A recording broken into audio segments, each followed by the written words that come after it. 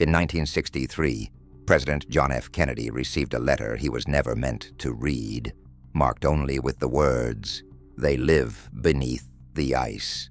Don't signal them." The message referenced a buried chamber discovered during a classified Antarctic mission, something not dead but dreaming.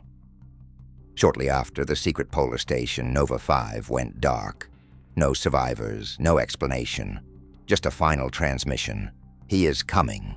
Satellite data revealed seismic movements beneath the ocean, mirroring the same frequency, 1111 Hz, detected under the ice. But now, it was moving toward us. What we found wasn't a place, it was a mind, and we knocked on it. Governments erased the truth, buried it in fiction, and turned it into a conspiracy, so no one would believe it was real. But now the pulses have returned, and they're no longer coming from below. Stay with us, and don't forget to subscribe. The morning of November 21st, 1963, John F. Kennedy was handed a sealed envelope at the White House. No signature, no return address. Just one line on the front, written in blocky, uneven graphite, "Open alone, read before Dallas." Inside was a single sheet of paper, half-typed, half-handwritten. What Kennedy read that morning, according to a recently declassified memo from the Naval Intelligence Archives, left him visibly shaken. An aide would later recall the president standing by the window, staring silently across the south lawn, clutching that letter like a man who had just glimpsed a ghost. The note was never logged, never photographed, and never officially mentioned in any White House itinerary or archive. It simply vanished, until fragments of its contents emerged in a Cold War decryption file almost 60 years later. What we know is this. The letter was not from a foreign government, nor from any known American agency. It referenced an incident during Operation Highjump, an Antarctic expedition led by Rear Admiral Richard E. Byrd in 1947. But more disturbingly, it included coordinates, a request to cease all electromagnetic activity in specific polar sectors, and a chilling warning: they live beneath the ice. Don't signal them. The final line, handwritten in Kennedy's own distinct scrawl, read simply, "Preserve this truth, even if I cannot." This isn't conjecture. It's not the ramblings of some fringe blogger. This came directly from the scanned backup of NSA Archive B112, cross-indexed with Project Sigma entries marked for eyes-only clearance. A set of documents that weren't supposed to exist, accidentally included in a 2017 FOIA request related to solar weather data. The leak lasted 17 minutes before being scrubbed, but that was enough. We are only beginning this story, but trust me, what follows will only get darker. Stay here to see where this trail leads next. To understand the true weight of Kennedy's letter, we must go back, not to the 1960s, but to 1946. Just after the end of World War II, the U.S. Navy initiated one of its most ambitious and secretive expeditions, Operation Highjump. Officially, it was described as a training mission to test equipment in extreme cold, but this explanation collapses under scrutiny. Over 4,700 personnel, 13 ships, and 33 aircraft were deployed to Antarctica. That's not a training mission. That's a mobilization. Rear Admiral Richard Byrd, a man with a long-standing relationship to both exploration and covert operations, was placed in command. And almost immediately, things went wrong. Crew members on board the USS Pine Island reported malfunctioning electronics, radars that went dark, radio signals that were scrambled, even compasses that spun out of control. Several aircraft were lost, under circumstances the official reports dismissed as weather-related, though despite clear skies and stable flight conditions. Pilots described strange aerial objects, metallic, silent, capable of rapid directional changes that defied aeronautical physics.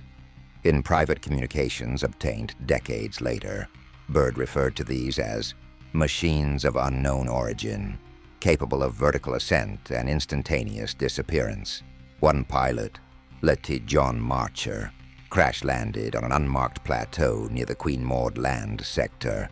His final transmission, a garbled burst that repeated a single phrase, "It's not ice, it's not ice." His body was never recovered. Instead, a four-man rescue team sent to find him also vanished without a trace. These disappearances were later erased from the official Highjump records, but Byrd's personal diary, uncovered posthumously and hidden in the private collection of a former CIA linguist, tells a far stranger story. He claimed contact with a subterranean force, an intelligence, something that communicated not with language, but with directed thought. This is what Kennedy's letter alluded to. Not simply a Cold War warning, but a continuation of an unspoken pact. Because the truth is, Highjump wasn't meant to explore. It was meant to confront. And when they found what they weren't supposed to find, the mission was aborted months ahead of schedule. Byrd was recalled, sworn to silence, and disappeared from public life for a full year. What did they see beneath the ice? And more importantly, what made them stop talking? The answer isn't in what they told us. It's in what they buried. After Operation Highjump's premature termination in early 1947, Admiral Byrd was rushed back to the United States for what the Pentagon described as debriefings. But internal memos from the Naval Intelligence Office, classified under Operation Muleshield, reveal a different narrative. Byrd's aircraft never landed at Andrews Air Force Base, as publicly reported.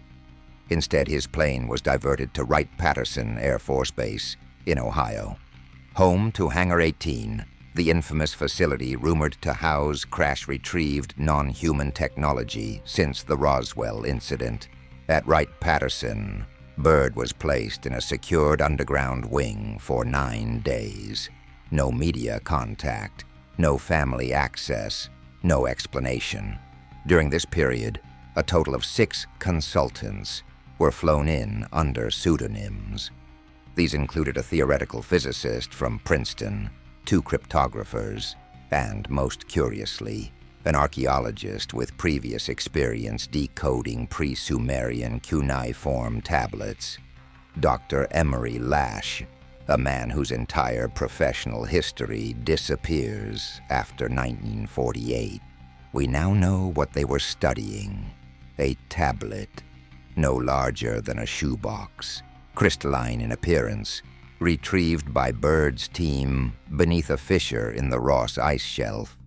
The object emitted low-frequency pulses in timed intervals and contained geometric inscriptions not aligned with any known human language. The signals it emitted were later matched to magnetic anomalies in the South Pole region that predate any form of human mapping. In other words, something under the ice had been broadcasting for a long time. Longer than civilization itself. Kennedy, at the time a junior congressman, had begun receiving whispered intelligence about these findings from former OSS operatives embedded within naval logistics. He developed an obsession with Antarctica, a topic he frequently brought up in closed-door hearings under the guise of strategic resource evaluation. By 1961, once in office, JFK signed Executive Directive 1492 Alpha, establishing a covert satellite monitoring program specifically to track subglacial movements in Antarctica. That program, codenamed Stoneglass, operated outside the scope of NASA and under joint control of the Defense Intelligence Agency and DARPA. The satellite imagery, most of which remains redacted, confirms what Byrd hinted at and what Kennedy would later echo in his letter. There is motion beneath the Antarctic crust, linear, patterned, intelligent, not tectonic, not natural. That's what "don't signal them" refers to. It wasn't metaphorical, it was operational. The fear wasn't just waking them up, it was alerting them that we had finally learned where they were, and that we were watching.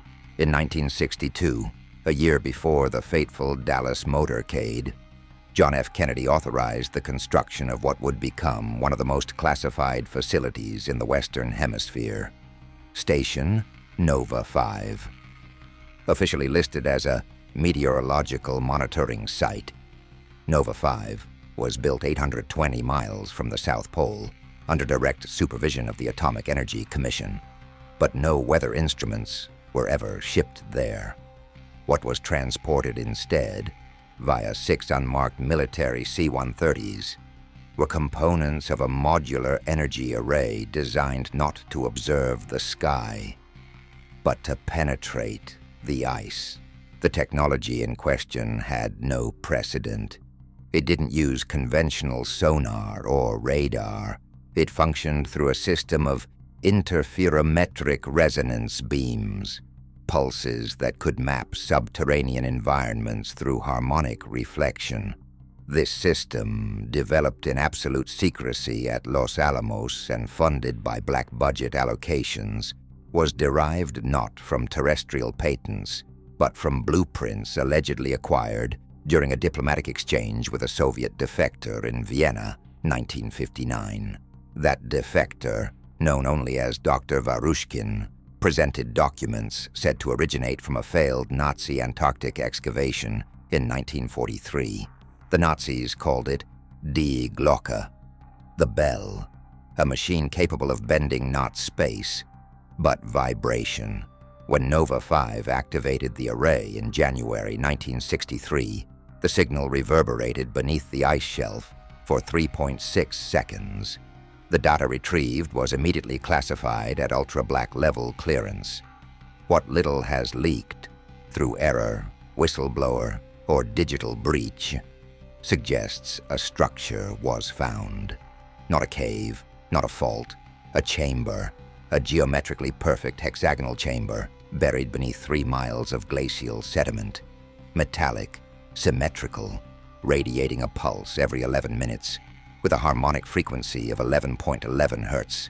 It's the same signal Byrd recorded in 1947.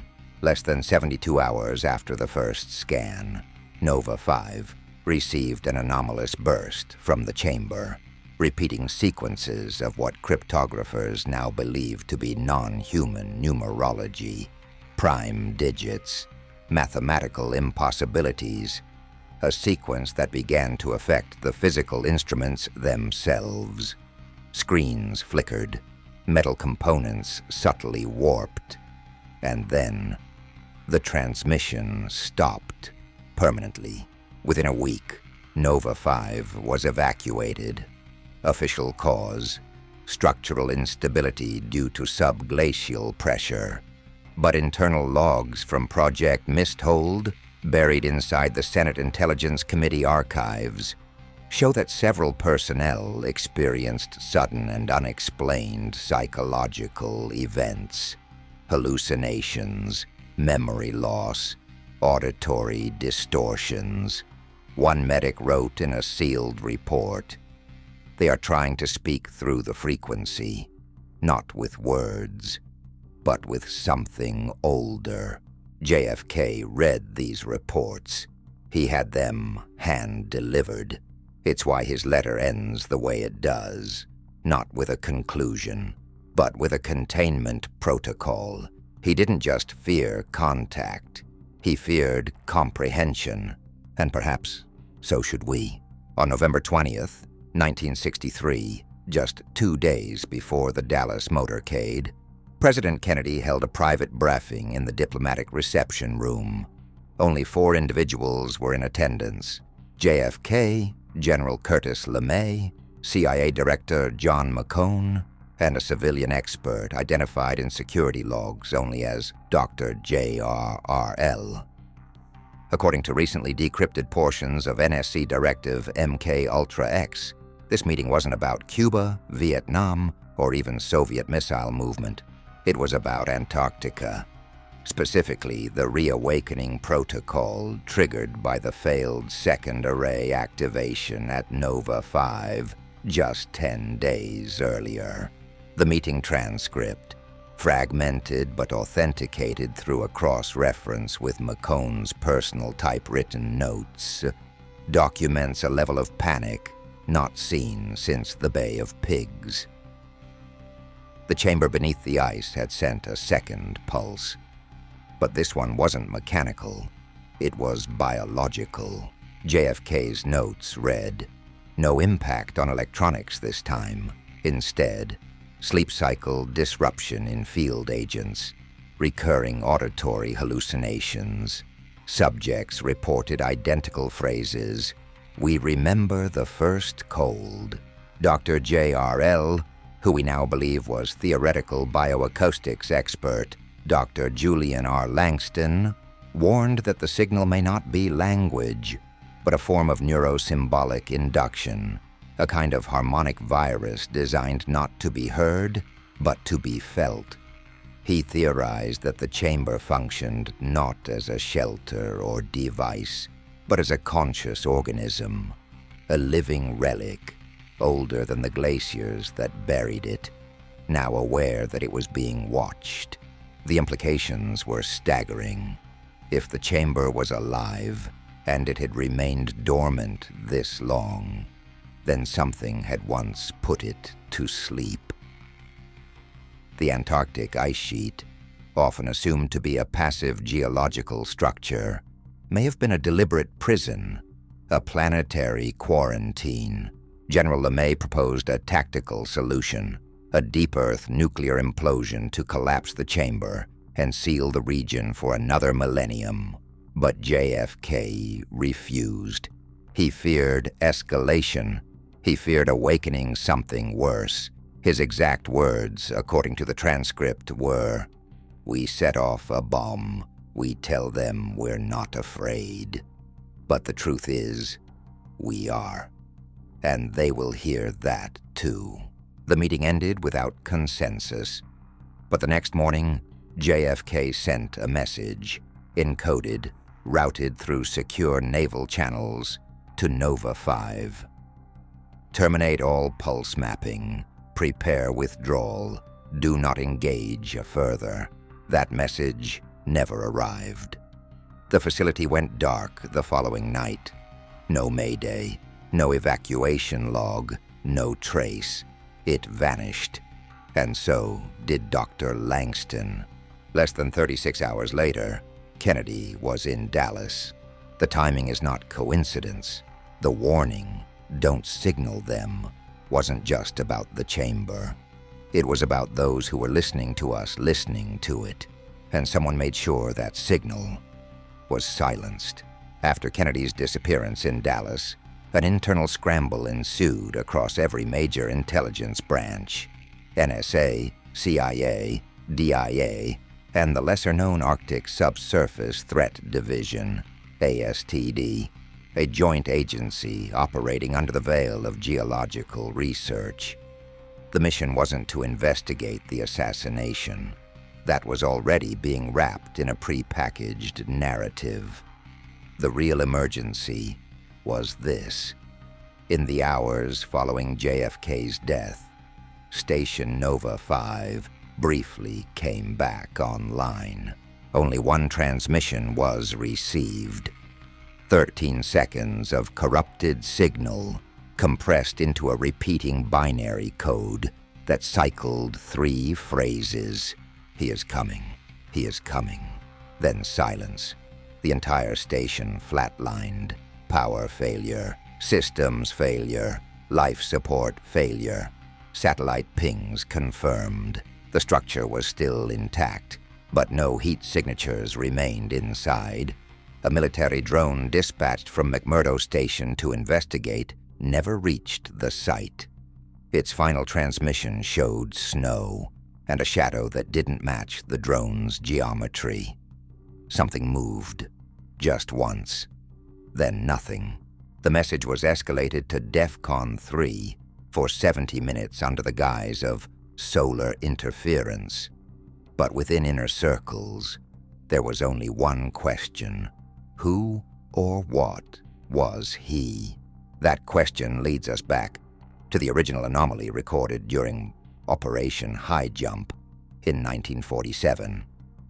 The chamber's rhythmic signal that mimicked biological heartbeat frequencies. Analysis by neuroacoustic labs later concluded that it mirrored theta wave patterns present in human sleep cycles. Not just any sleep, dreamless paralytic sleep, as in hibernation, as in containment. The conclusion drawn was unthinkable. Whatever existed beneath the ice was never inert. It was suspended. Something had placed it there, locked beneath geometric ice strata calculated to absorb resonance. The Antarctic continent itself was a shell, a lid.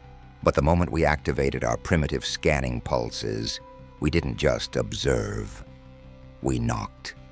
We asked a question, and something answered.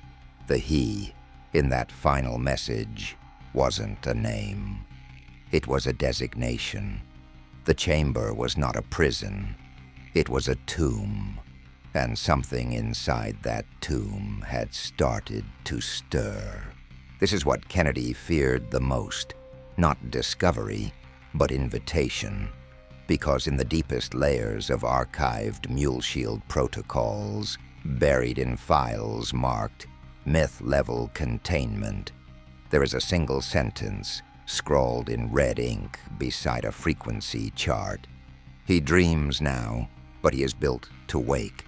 Following the loss of Station Nova 5 and the cryptic final message, the U.S. government activated a covert initiative previously deemed theoretical, Project Anchor-Veil.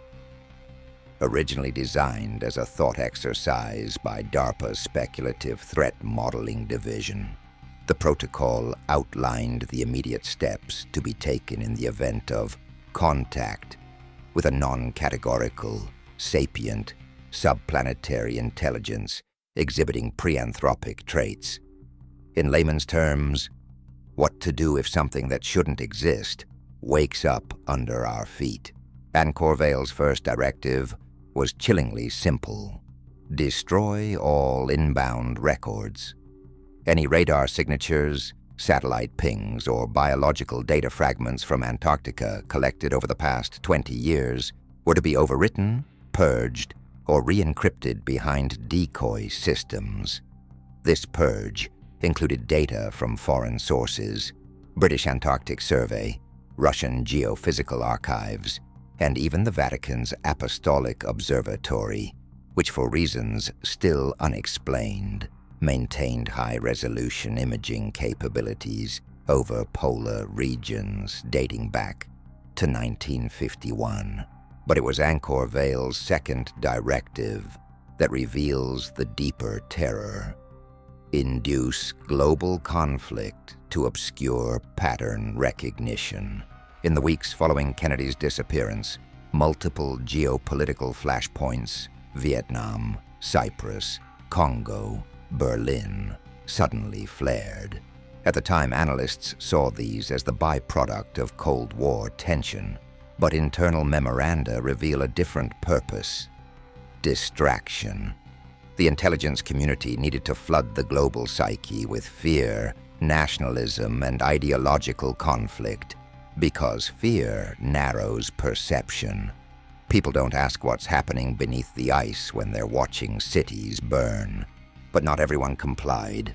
A lone naval technician stationed at Amundsen Scott's South Pole Station, name redacted in every file but cross-referenced as Specialist HL, In 3 separate CIA communications, leaked part of a seismic pattern recorded 11 days after JFK's death. That pattern was not tectonic. It wasn't a quake. It was a sequence. 8 subglacial thuds, spaced precisely 44 minutes apart, rising in intensity and shifting northwest toward the coast. It was movement. This seismic data was buried. The specialist disappeared, and the only physical copy of the pattern was hidden in the microfilm archives of a private weather observatory in Maine.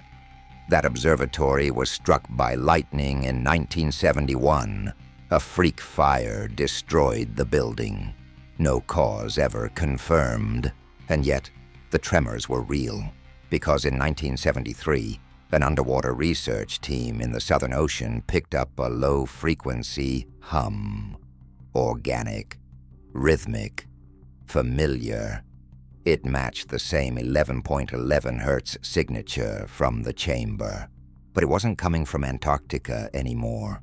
It was coming from the sea. In August 1973, a joint US-French oceanographic vessel, Le Sondeur, operating in the Scotia Sea, approximately 600 miles northeast of Antarctica, reported a deep-sea resonance unlike anything previously documented. The ship's sonar array picked up a subterranean frequency that pulsed like a mechanical heartbeat, but was irregular, organic, alive. It wasn't a whale, it wasn't tectonic, and it wasn't geological. It was something else. Something that moved at 1.4 knots beneath the ocean floor.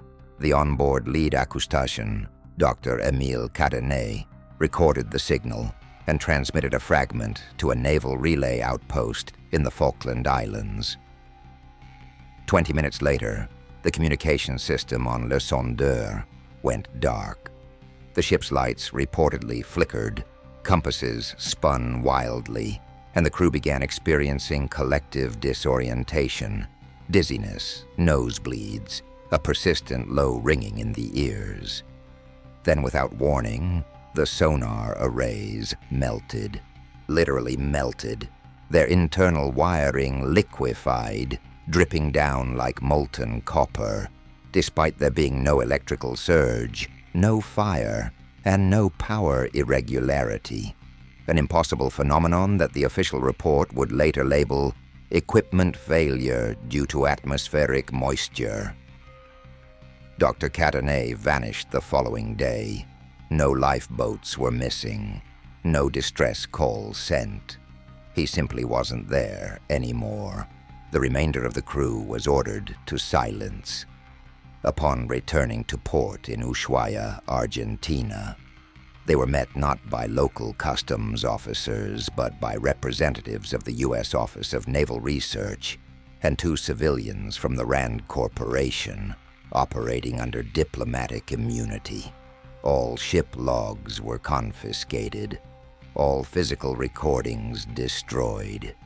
But one encrypted transmission remained, buried in the data stack at the relay outpost in the Falklands, untouched due to a clerical mislabeling.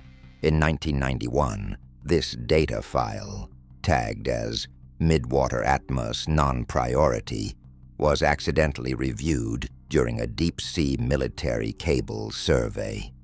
Its contents were reanalyzed using advanced signal decomposition. What it revealed shook the room. A voice, not language, but tone, pitch, and intentional modulation. The signal formed harmonic structures that mirrored the limbic response patterns of the human brain. In other words, it was a sound designed to evoke a biological reaction, and in that signal, 3 phrases emerged, each spoken not in English but understood instinctively by every analyst who heard them. The ice was not enough. The waters do not bind me. Remember the pulse. The implications were clear. Whatever had once been dormant beneath the Antarctic ice was no longer there. It was moving, underwater, closer, And the question that no one dared ask at the Pentagon, but every strategist feared, was this. Had it always been alone?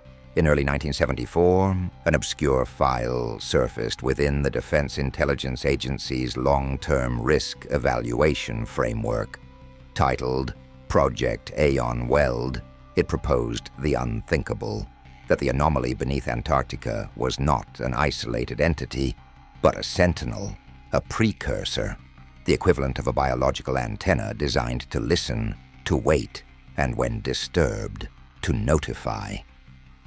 The signal captured by Le Sondeur, the pulses at Nova 5, and the seismic movement away from the chamber were not the beginning of an event. They were its response. The document hypothesized that the chamber beneath the ice had been positioned deliberately, placed, not buried, by an unknown intelligence predating known human history.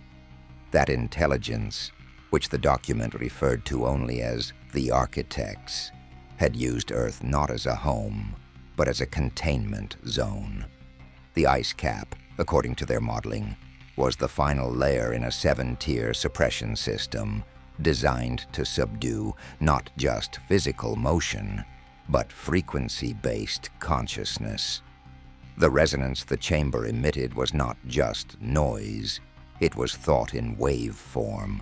But by 1963, we had disrupted the silence. And by 1974, something else had heard it. Satellite data from Project Stoneglass 2, reactivated in secret under the Carter administration, detected faint subsonic vibrations emanating not from Antarctica, but from 5 separate oceanic trenches around the globe. The Puerto Rico Trench, the Kermadec, the Philippine, the South Sandwich, and most disturbingly, the Mariana. Each signal followed the same 1111 Hz base frequency. Each pulse occurred exactly 44 minutes apart. But most alarming of all, the pulses were replying to each other. The implication was irreversible. There was not one chamber, there were 6, and for at least one of them, we had triggered a response. The White House never saw the full report. It was buried beneath national security stratification and reclassified as geodynamic anomalies. But in 1980, a physicist from Stanford, Dr. Alan Heron, attempted to publish an abstract referencing these underwater pulses. The paper was pulled before print. Heron was found 3 weeks later in Redwood National Forest, disoriented and suffering from what doctors called extreme aphasia and somatic tremors. His only written statement was a single phrase, scrawled into the mud with a broken fingernail. There is no bottom. Since then, every deep ocean monitoring program that picks up even partial sequences matching the 1111 Hz frequency has been quietly shut down, redirected, or rerouted through the Naval Undersea Warfare Center. Civilian oceanographers are blacklisted, grants vanish, dives are canceled. The ice was never the prison. It was the lid, and we opened it. And now the oceans whisper, not because they're empty, but because they've started to listen. In the winter of 1984, a civilian icebreaker vessel named the Horizon Dawn charted an unauthorized path through the Weddell Sea. Registered to a Canadian shell company but crewed almost entirely by ex-US naval personnel, it was fitted with advanced sonar, deep-sea resonance equipment, and most peculiarly, a psychotronic monitoring suite designed to detect theta wave deviations in human brain activity. This wasn't exploration. This was a hunt. Declassified fragments from Operation Icelock indicate that the Horizon Dawn was pursuing a trail, an acoustic signature first picked up by orbital telemetry 4 weeks earlier. The anomaly was moving slowly, deep beneath the surface shelf, and it was broadcasting. Not in words, in pressure, in rhythms, a biological Morse code designed to bypass electronics and speak directly to cognition. The crew reported collective nightmares within 72 hours of exposure. Every crew member described the same dream: an ocean without surface, a sky of frozen thunder, a mouth in the deep that never opened because it didn't need to, and a name. None of them could pronounce it, but all of them understood it, not phonetically, existentially. They called it the below one, the being who is under, the one who dreams backwards. Contact was not what occurred next. Contact implies parity. What occurred was announcement. At precisely 4:11 a.m. on February 2nd, 1984, the Horizon Dawn ceased transmission. It did not sink. It did not explode. It stopped.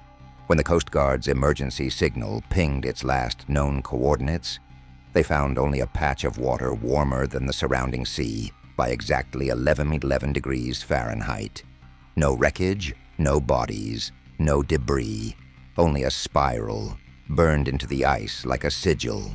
A perfect mathematical spiral 1,111 feet in diameter, visible from the air, melting into the surrounding glacial sheet. When reconnaissance pilots photographed it, the film turned black, not overexposed, blacked out, as if the image was rejected. The Navy sealed the region. They renamed the coordinates in their internal maps as Null Sector. Civilian access was blocked under the pretense of glacial instability. But in 1997, during a rare polar eclipse, seismic buoys placed around the perimeter of Null Sector recorded one final coordinated pulse. 7 tones, 7 points, 7 doors. What had been beneath the ice was never singular. It was a key, and something had just turned it. That spiral wasn't a symbol, it was a countdown, and we were never meant to witness the end. In late 1998, an obscure memo was circulated within the Defense Science Board under the innocuous heading Temporal Harmonic Forecasting and Psychoacoustic Contingency Modeling. Buried in bureaucratic code and dense jargon, the document was authored not by a physicist, but by a linguist, Dr. Raymond E. Vash, formerly of the Monterey Institute of Foreign Studies.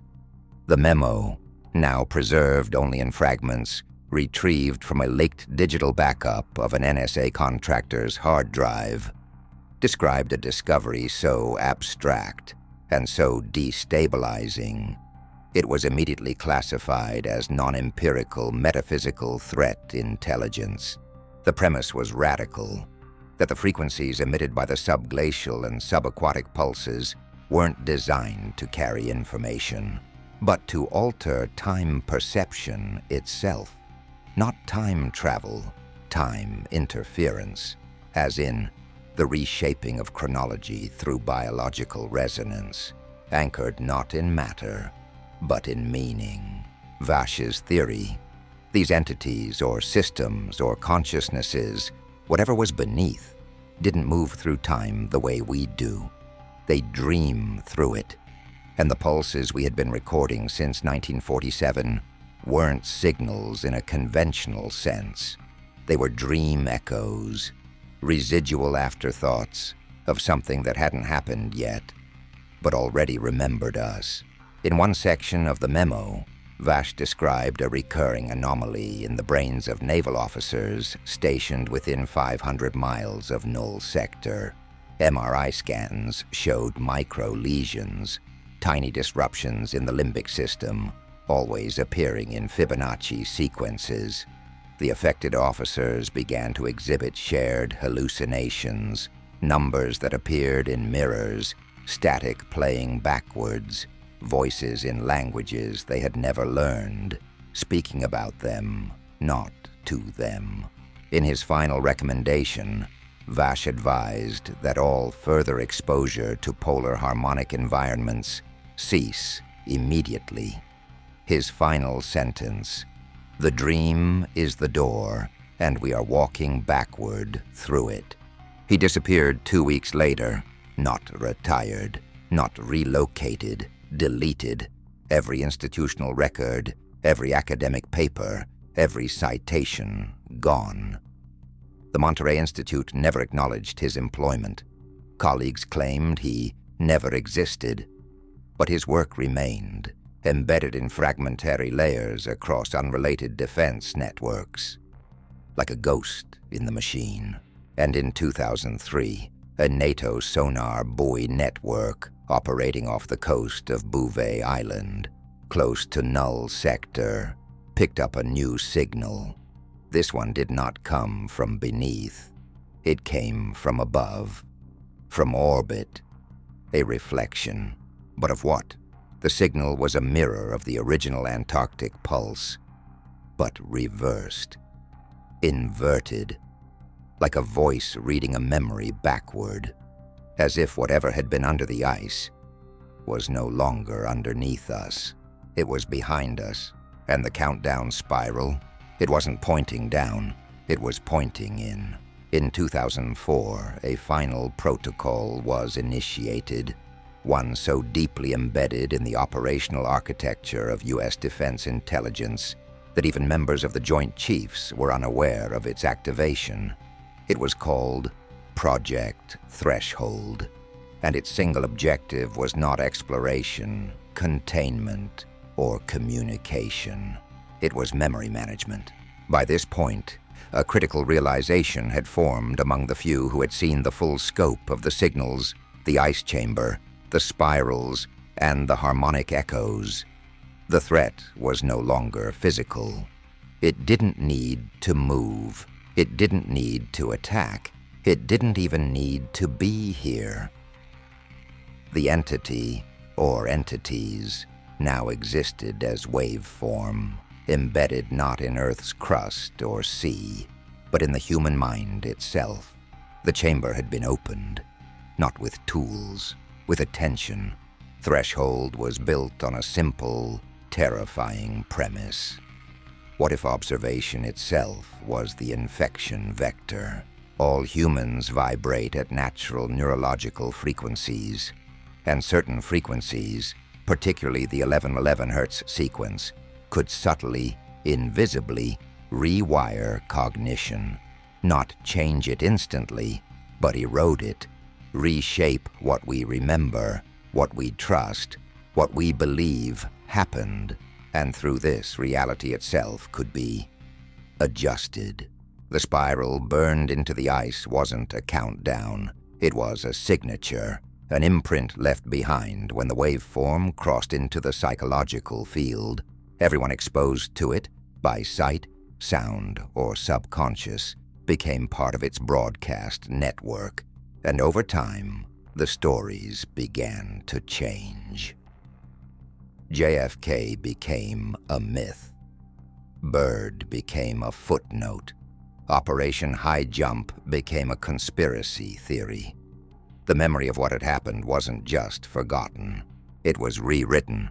Threshold's solution wasn't to stop the entity.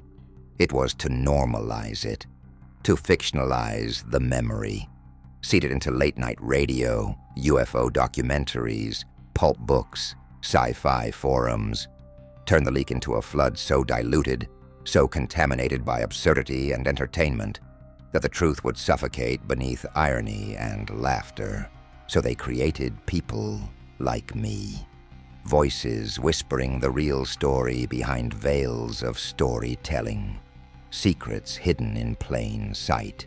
And now you're part of it, because if you've listened this far, if these patterns have resonated in your subconscious, if you've begun to remember things you never learned, if you've started to feel the presence of something just behind the veil of your waking mind, then the signal is already inside you. There is no going back. There is no forgetting, because the below one does not arrive like an army, or a god, or a machine. He arrives as a thought, and now he is awake.